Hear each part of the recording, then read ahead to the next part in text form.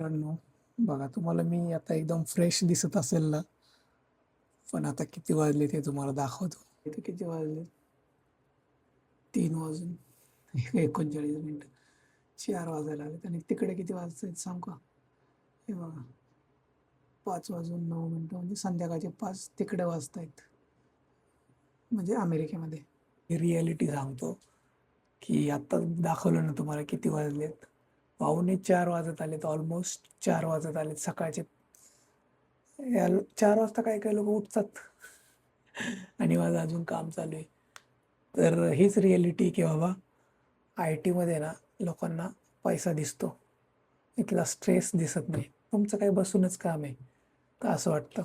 जेवढा पैसा जास्त असतो ना तेवढा डोक्याला ताण असतो. आणि आमचं असं काही नसतं की बाबा 9 तास काम करायचं, 10ला गेले संध्याकाळी 7ला लॉग आउट. तर तुम्ही काय करताय हे कोणाला काही घेणं देणं नाही आहे. तुम्हाला जे काम दिले ना ते संध्याकाळी झालंच पाहिजे. संध्याकाळी म्हणजे जेव्हा सांगेल तेव्हा झालंच पाहिजे. ते तुम्ही 2 तासात करा, नाही तर 2 महिने लावा, पण तुम्हाला जी डेट दिली ना त्या डेटच्या आधी ते काम केलंच पाहिजे. तर असं नेहमीच नसतं, कधी कधी नॉर्मल असतं. पण कधी कधी एवढा प्रेशर असतो ना तुम्हाला. तर बघा आता ऑलमोस्ट 4 वाजलेत, माझी झोपायची इच्छा आहे पण झोपच येत नाही आहे. भूक पण लागली आता. तर असं झालंय. 4 वाजता काय झोपणार यार, मग परत उठायचं आपल्याला, जिमला जायचं. बघू आता, माहित नाही मला जिम होईल का नाही.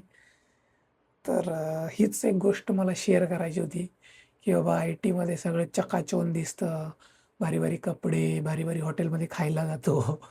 तर ही झाली एक पॉझिटिव्ह साईड.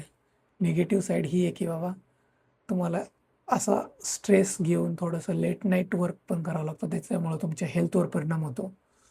मग डोकं दुखणं, ॲसिडिटी, हे सगळं होत असतं. आता उद्या माझं डोकं दुखणार आहे हे मला माहिती आहे, पण मला करायचंच आहे काम, दुसरा ऑप्शन नाहीच आहे माझ्याकडे.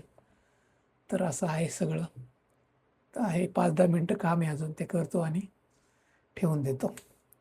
तुम्ही मात्र सबस्क्राईब करा आपल्या ब्लॉगला. भेटूया उद्याच्या ब्लॉगमध्ये. तोपर्यंत tata, take care, see you, good night.